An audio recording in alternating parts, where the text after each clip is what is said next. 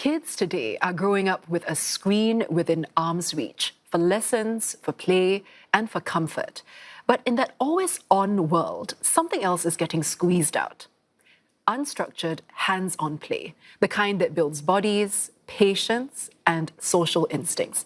So as children dive deeper into the web, are they spending enough time in the real world?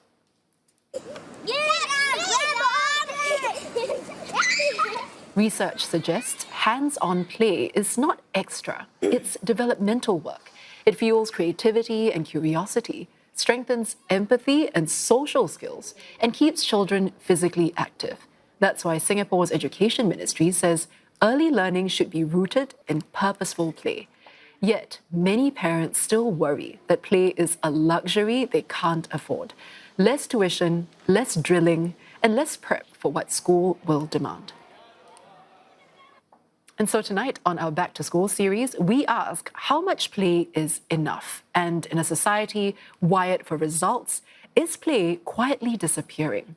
Now, to unpack all of this, I'm joined by Dr. Rebecca Chan, who is a lecturer in psychology and child and human development at NIE, and also Iori Chua, who is an ECDA-certified preschool educator, as well as a parent of two. Ladies, welcome to the show. Thank you. Thank you. Now, Rebecca, let's start with you. You know, we mentioned the idea earlier of purposeful play. What does that mean to you? And also, how is that built into our educational policies? All right. First of all, it's built into the education policy through the Nurturing Education Early Learners, the NEL framework. It is also built into the Code of Practice, as well as some outdoor guidelines that ECDA came up with, where preschools need to conduct at least an hour of outdoor play with young children integrated in the curriculum itself. And purposeful play here is really teachers guided with some objectives in mind. For example, the teacher might have taught them something about numeracy, big and small, or sorting. And at the learning corner, teachers might integrate some materials that allow children to spontaneously do sorting in the process of their play with their peers. That's the whole idea about purposeful play. Yeah, I want to bring Iori into the conversation as well. As a parent also, what does purposeful play mean to you? And does it always have to be purposeful? Well, I would like to start off with play. In its origin, it's meant to be fun. So, and it's also actually very central to children learning. They learn to explore, or they naturally explore. They discover new things through their explorations. And through that, they co-construct their own knowledge. And when they do that, they might wish to experiment and bring that play further. And the whole process just goes on and on. Why? Because they thoroughly enjoy it, because they're so immersed into it.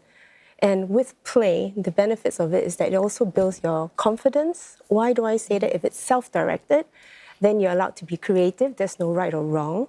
Your imagination takes over, and then again, it just continues to flow.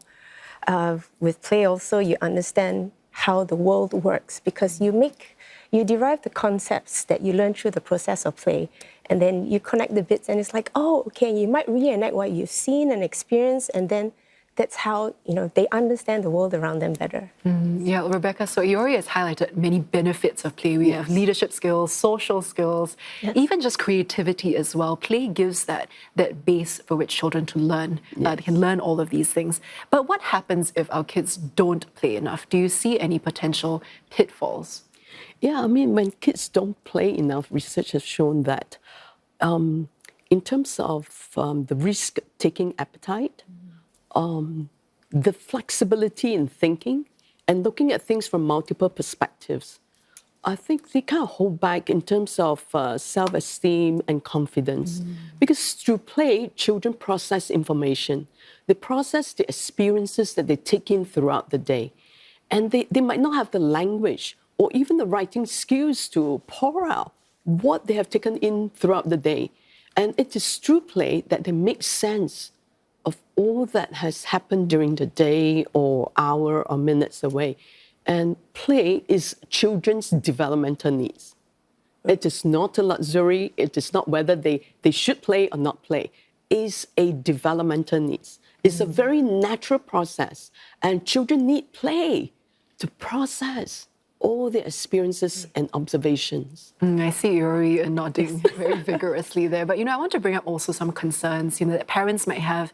Those who are listening now might think, but I have so much to put them through, right? We have tuition, we have schoolwork, obviously. We also have enrichment activities. Where do we squeeze in time for play, and how should that be a priority?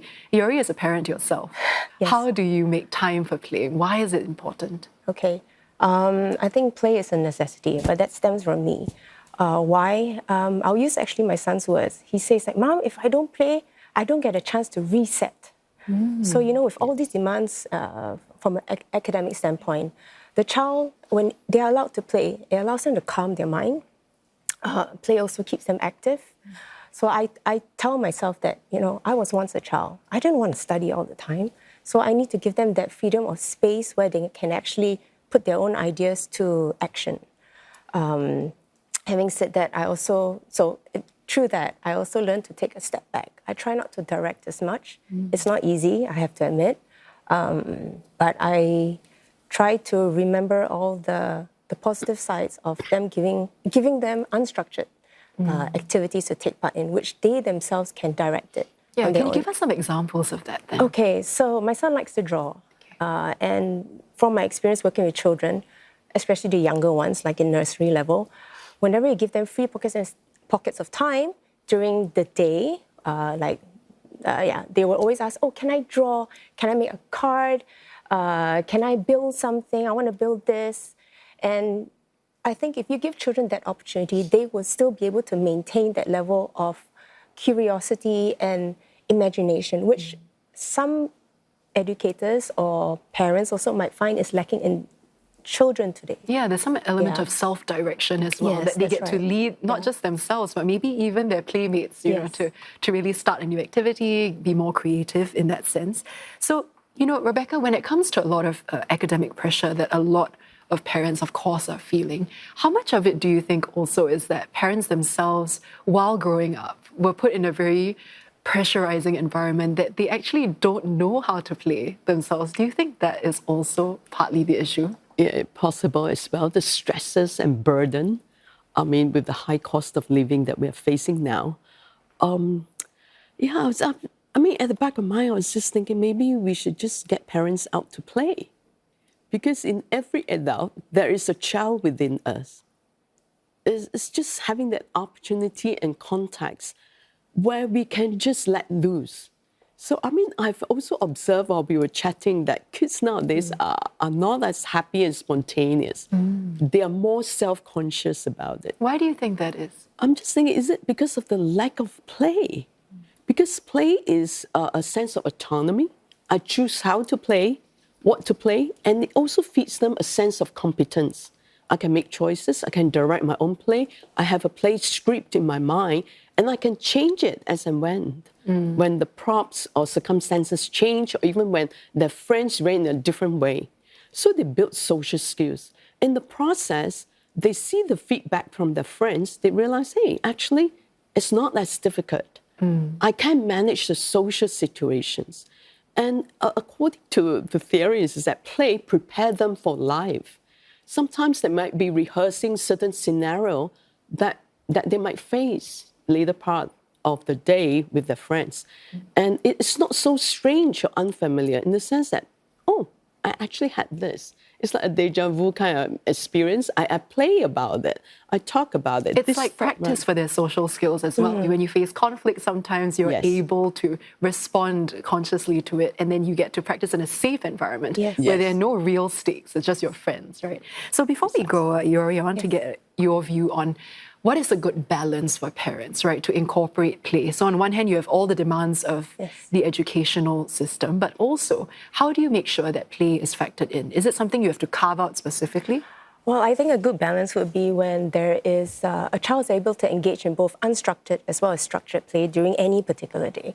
So structured play could be in the form of like the enrichment classes that parents send their children to, or it could be through sports. So when it's structured, usually there are rules and you have to follow directions. So that also has the benefits. It teaches them to take turns, to follow instructions and carry it out. They learn teamwork through the process as well. And then on the unstructured side of things, first things, the first form of play you think of would be maybe going to the playground for the younger ones. As you get older, the play might change. So, but it could be, I don't know, something that is still child-inspired, child-led. You know, I want to do this, I want to do that, and it doesn't have any rules attached to it. Yeah, the autonomy is important, and also carving out just the space for the child to do this as well. Well, Iori and Rebecca, thank you so much for sharing all your tips with us as well. We've been chatting with Dr. Rebecca Chan from the National Institute of Education, and also Iori Chua, who is an ECDA-certified preschool educator and parent. And capping off Singapore Tonight's Back to School series, money and how children can learn its value. As more schools move towards a central kitchen model, are kids losing everyday lessons in budgeting and choices, or are these lessons simply evolving now? More on this topic tomorrow night.